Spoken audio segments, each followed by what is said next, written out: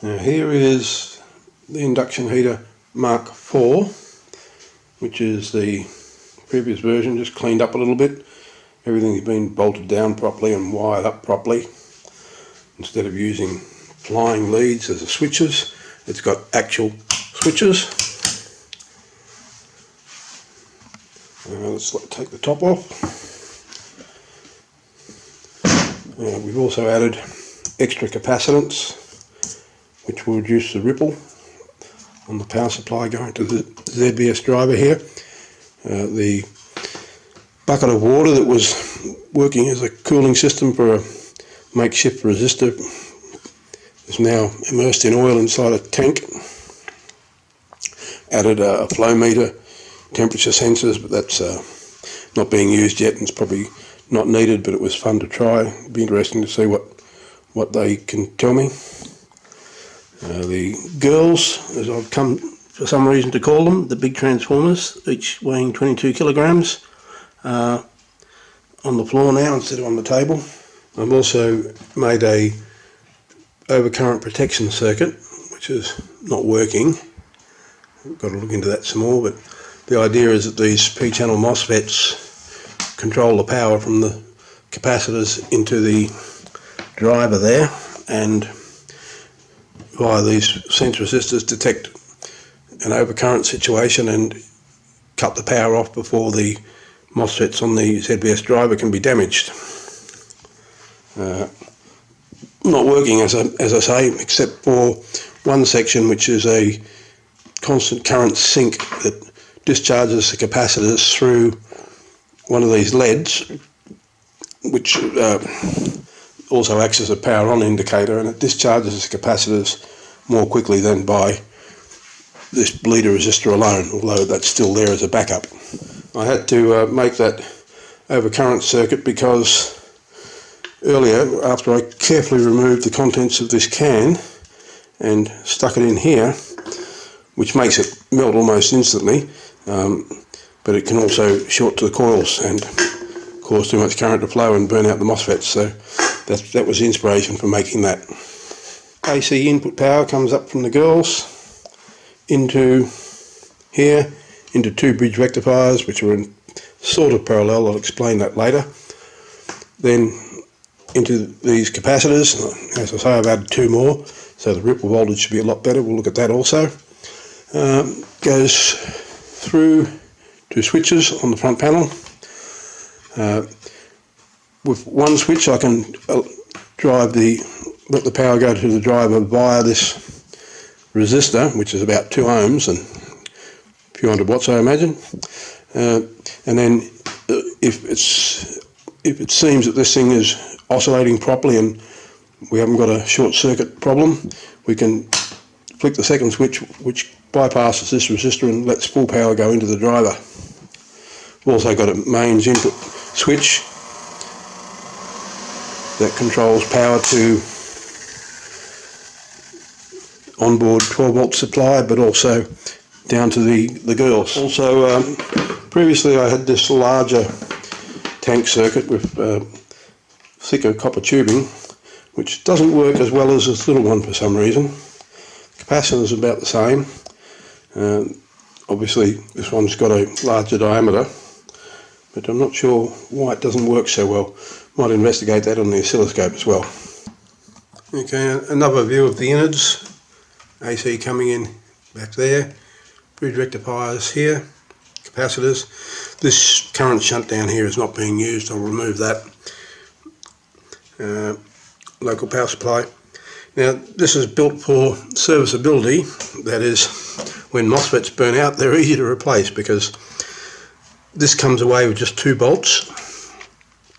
This one bolt removes the fan, so it's easy to get at that. In fact, you don't even have to remove this to replace the MOSFETs because they go into a heatsink that's been tapped, so there's no nut on the other side, and the leads go into terminal blocks, so it's just take that screw out, loosen these 3 and swap the MOSFET over, very easy. Another feature of this that I'm quite happy with is the way that the liquids have been contained. Here's the water reservoir. It's got a submersible pump in there. Can't see that. There's this submersible pump inside the reservoir. It's a bit hard to see, but very cramped. But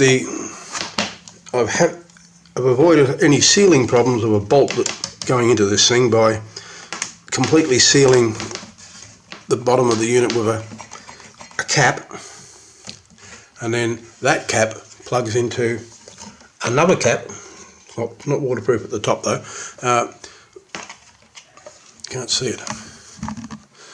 There's another cap at the bottom you can just make out that is bolted down, and this just clips snugly into it, but there's no actual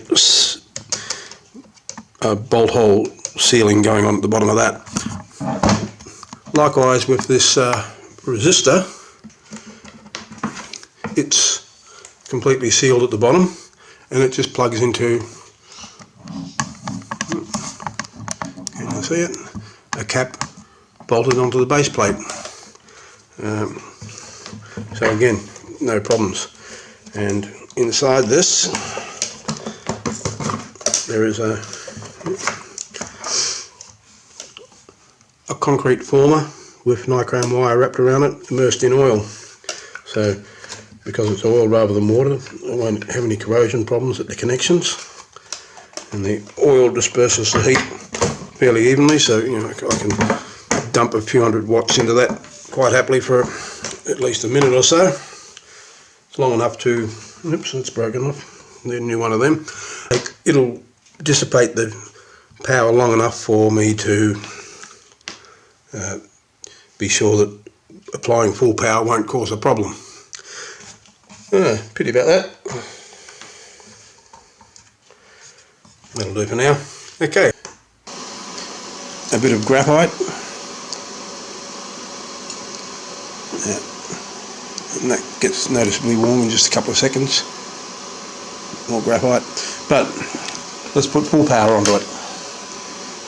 Even with no load, it's still drawing about 5 amps. Put in the graphite.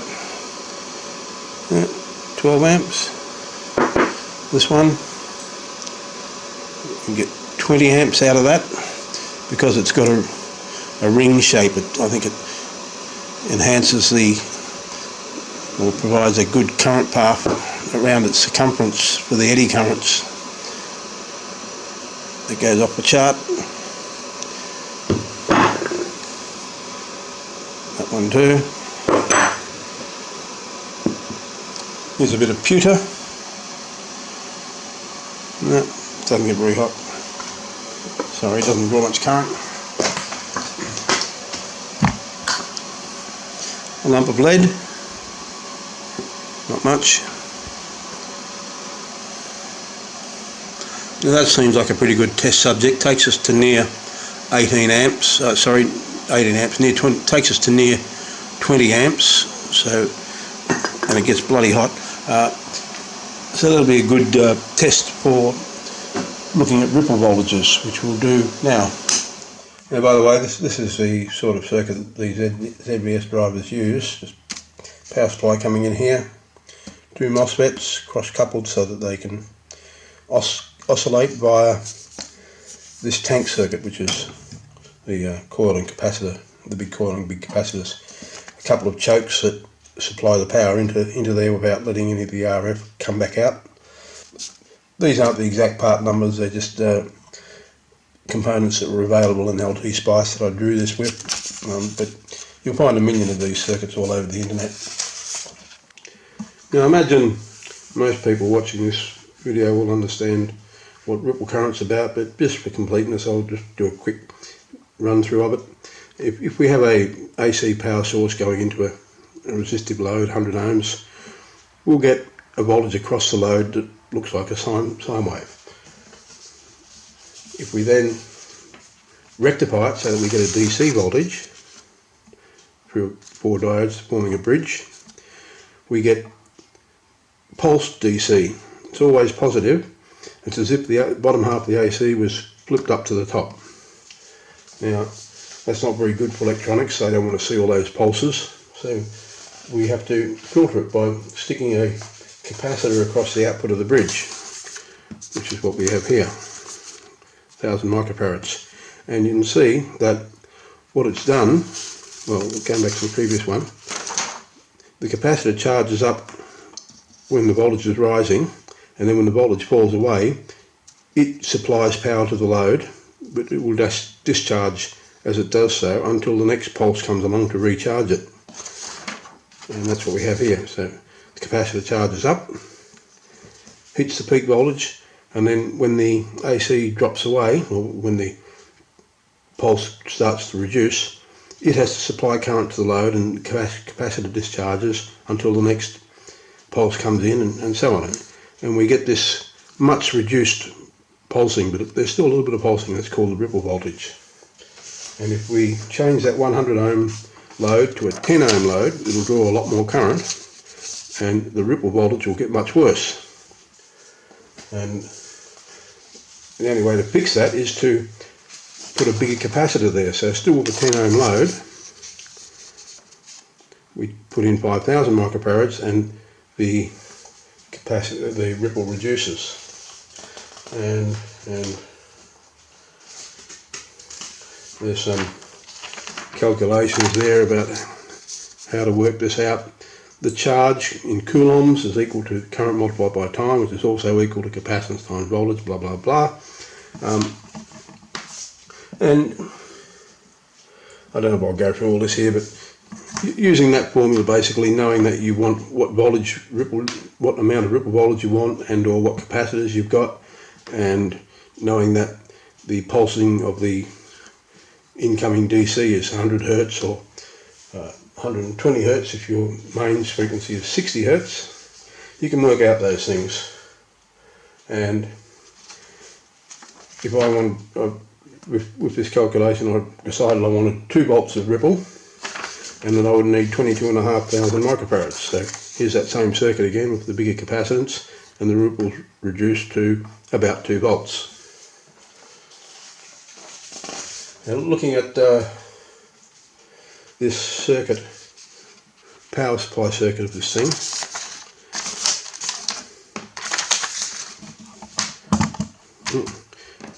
mains AC comes in from a fuse and a switch into the 3 girls.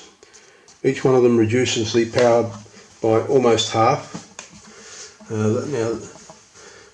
So looking here with no load, 255 volts on the mains is a bit high when I measured that. 238 volts on there, then 75, and finally 41 coming out of here. Then it goes through 2 bridges to those 3 capacitors. There's my switches and my soft start resistor, ammeter, and the ZVS driver lives at the end. As I put in different loads into here, different drains on the power supply, of course that drew current out of the system, and voltages started dropping. So at these different currents, I've got these different DC voltages and these different AC voltages. Now I'm probably hitting the limit on what can be taken out of that last transformer, 20 odd amps, because these 3 transformers were originally out of an IBM 4381 mainframe built back in the 80s, and they were only fitted if the incoming power supply was 240 volts instead of 110, and there was 1 transformer per phase, and they reduced the 220 volts nominal to 120 volts for the power supplies within the mainframe were expecting. Looking at the specs of that computer, it was 7.2 kVA, so about 2.5 kilowatts per transformer, which means 20 amps on the output is pushing it. It's meant to run at 110, 120 volts, so less current than that for the same power, or actually no, about the same power current. So yeah, it's borderline anyway. So to get more power out of this thing, what I have to really do is increase the incoming voltage, and I can do that by removing one or both of those transformers, because these capacitors are good for 200 volts. So even if I take out two of them and have 138 volts after that's rectified, that'll still be less than 200. Will the rest of the circuit cope with it? Don't know, yet to be found. I'll better do a video about that as well. And I've recently got a variac, so I can gradually increase the incoming voltage rather than suddenly turning it on and blowing stuff up without knowing how close I got. So I'll probably do a video about that with the variac and removing these things. Normally it's not recommended to wire power diodes in parallel like these bridge rectifiers are, because inevitably one of the diodes in the pair will have a lower forward voltage drop than the other, so all the current will run through that one while the other one does nothing until the first one burns out, then followed by the second one. But the way this is wired, there's a couple of mitigating circumstances. First of all, looking at the two possible ways to do it, you could have it pin for pin, where each pin on one rectifier goes to the same pin on the other. What I've done instead is wire them so that each AC goes to one of the bridges only. If we look at these hash signs here, what do? If this is positive, the current flows through that one to the load, back around through the dollar sign to here. When this switches so that this one's positive and that one's negative, it'll go through this one to the load and through that dollar sign. So the two diodes in parallel at any time are these two when that's positive, and these two when this is positive. But in this configuration, the two that are on at the same time are both inside the same rectifier block, which means they're on the same silicon die, and their characteristics are probably much more closely matched, so that their forward voltage drop is much more likely to be close together, so they will share the current to some degree. Furthermore, in this circuit I've got quite long leads. They're not joined from rectifier to rectifier. All the wires come back to the AC input and all the wires go up to the capacitors, so there's a bit of opportunity for a small voltage drop to develop across that wiring, which will form a bit of a ballast and allow the voltage drops to match up. Not to mention also that they're 50 amps each, those rectifiers, so they're pretty buffy, and I'm not expecting any problems with them, even at 50 amps. So yeah, just covering that. Now, let's actually turn it on and look at some ripple. Trying to get everything in shot. We can see the coil. If I stick something in it, we can see the current meter, we can see the voltmeter and the oscilloscope. These are both looking at what's the voltage across the capacitors. So watch those when I turn on. First I'll just have the no load, so it's just the power supply without anything going to the ZBS driver. I'll just turn on the mains and watch the voltage and the oscilloscope. I don't watch the oscilloscope because it's grounded. That's 0 volts, but our capacitor is about 52 volts. So DC there, and we've got 5 volts per division roughly, and there we go, 52 volts, and it's quite steady because the capacitors are always fully charged. There's nothing discharging them between DC pulses. But if we turn on just a warm start, a soft start, we get a bit of ripple. I'll try and sink in on that. Here we are.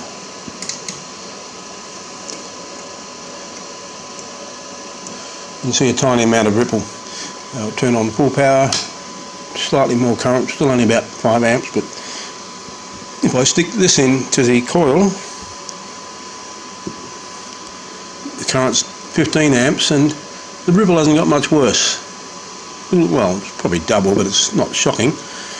However, if I put in that bit of carbon, this thing, which will draw near 20 amps, oh, that's not bad, is it? 19 amps and about what? 8 volts ripple, something like that, which is not bad considering it's drawing 20 amps. Let's switch it to AC coupled so we can zoom in a bit. Centre it. Now that's 1 volt per division, so our ripple's about 2 volts. Sticking that bit of carbon back in there again. Oh, it's only about 3 volts ripple. Pretty good. At 20 amps.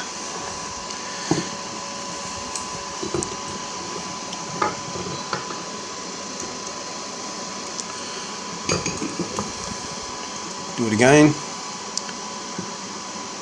Oh, it's about 4 volts ripple, which is pretty good. Now let's see what it's like without those capacitors, or with only one of the capacitors. So I'll turn it off and come back. Okay, here we are with one of the capacitors disconnected. So we'll do that again. Now we've got about 4 volts ripple even before we start, just at 5 amps. So I better put that down to 2 volts per division. Let's make it 5 volts per division. And position it so we can see. Yeah, about 4 volts ripple there. Sticking the bit of graphite into the coil. Current goes up to 20 amps. And what have we got? About two divisions, about 10 volts ripple. Bit worse. Not a lot worse though. Let's be sure of that. Put that back in. And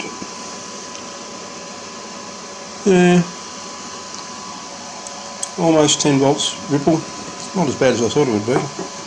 Okay, now I'll take out the third capacitor. Sorry, the second capacitor, leaving just one.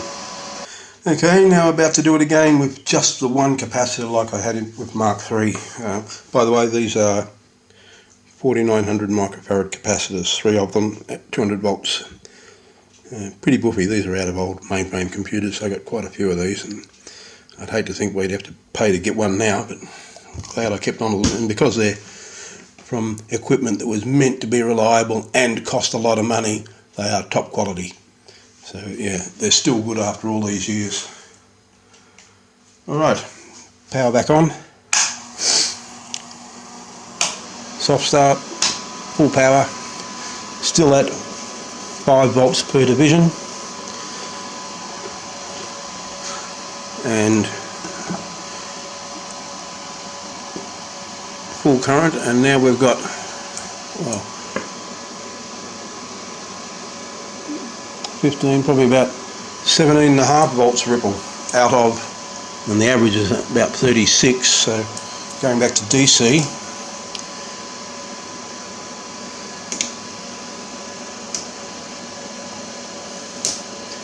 Look, the voltage has dropped right down. You can see a bit of RF on the capacitance there. Yeah, so the peak voltage is only about, what are we at? 20 volts per division. So the peak voltage is about 40, but dips down to about 30, a bit even less than 30, giving us an average of about 36. Okay, cut the power. Alright, now I'll put the big capacitors, or rather I'll reconnect all the capacitors and look at the RF on the coil. Okay, back again. This time all the capacitors are back. We've got the oscilloscope connected to one side of the tank circuit. I can't connect it across the tank circuit because the power supply in this thing is connected to ground, and so is the negative, the screen on the oscilloscope, so it would cause a short circuit if I grounded one side of the tank coil. So, DC, where's my signal? Gone. No, we've got to turn it on. Okay, of course it's much higher frequency than 50 Hertz. and we're only seeing one side of the wave, and that's still at the 20 volts division per division. So we've got 40, 80, 100, 105, 110 volts on each side. That's with a 47 volt DC power supply, and so that's about what? That's there we go. 40, 80, 100. Let's call it 110. Doubled 220. These are supposed to produce pi times the DC input voltage. Pi times that's 3, 4, 100, 40, 150. Not quite 110.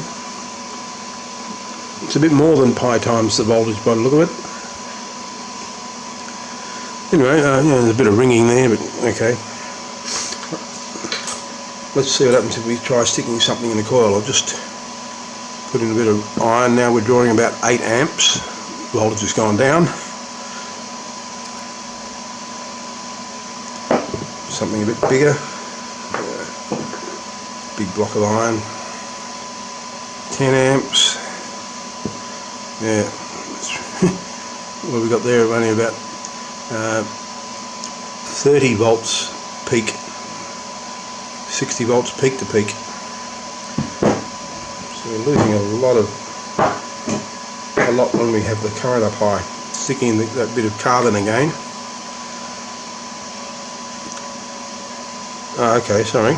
I've been doing all this with the soft start on, so I'll turn on full power. Whoa! Now we've got some volts. I should probably really have my probe on 10 times 10, so I'll do that. Back in a sec. Times 10. So there's 20 volts. There's 50 volts per division. So 150 volts peak at about 5 amps. 15 amps. We've got 20 amps. We've got, it's not dropping a lot. What a difference it makes not having that soft start resistor in the circuit, eh? 100 volts ish, peak to peak. Sorry, peak. 200 volts peak to peak.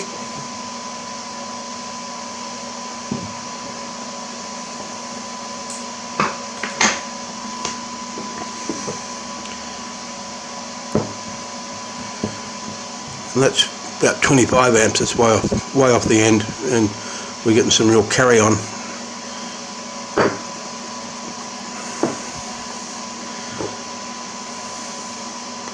Yeah, 20 amps, and once we start going beyond about 20 amps, we get these little extra tones happening.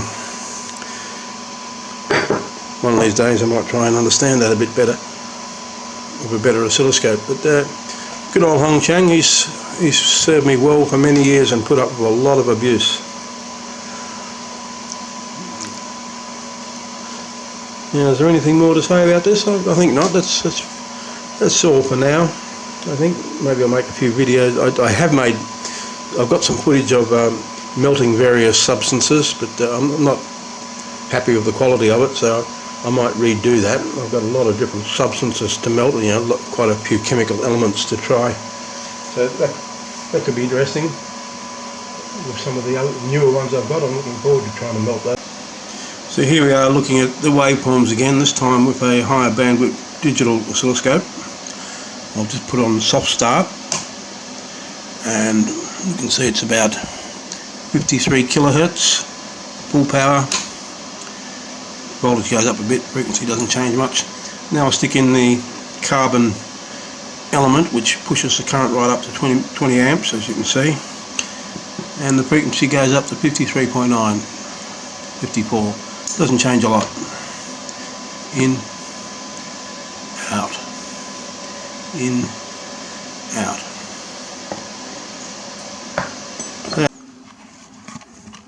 Now I thought, while I'm at it, I may as well try it with the other coil, the larger tank circuit, which is greater diameter, thicker pipe, about the same number of capacitors. Power on, and slightly lower frequency, 48.56.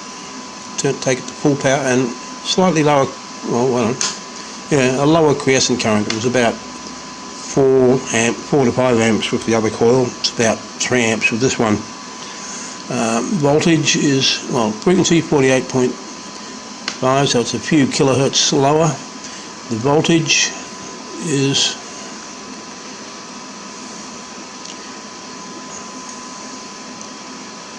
$160 odd. Well, that's about what it was before too, so the voltage hasn't changed, which I suppose is to be expected if the voltage is pi times the power supply voltage.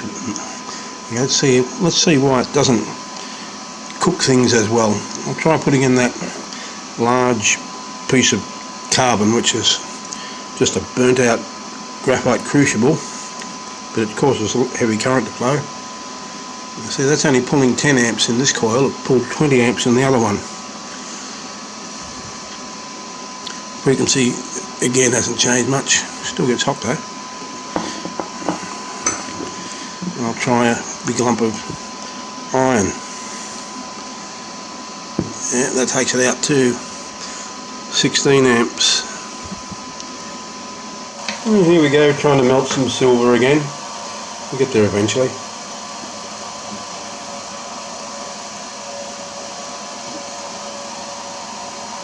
My latest attempt at a crucible susceptor combination. I'll get there eventually too, but at the moment it's getting pretty hot and it's reasonably well insulated inside of all of that, so the heat should build up, the temperature should build up, and sooner or later it should melt. And that's as good as I could get it.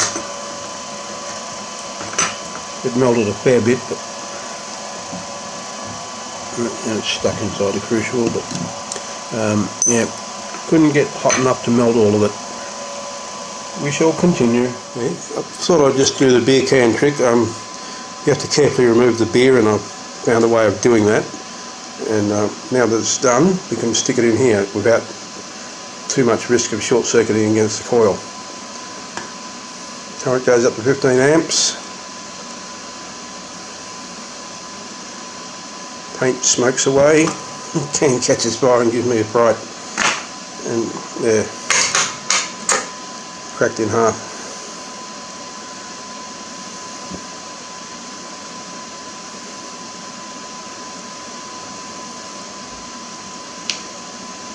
Okay, end of demonstration. Catch you next time.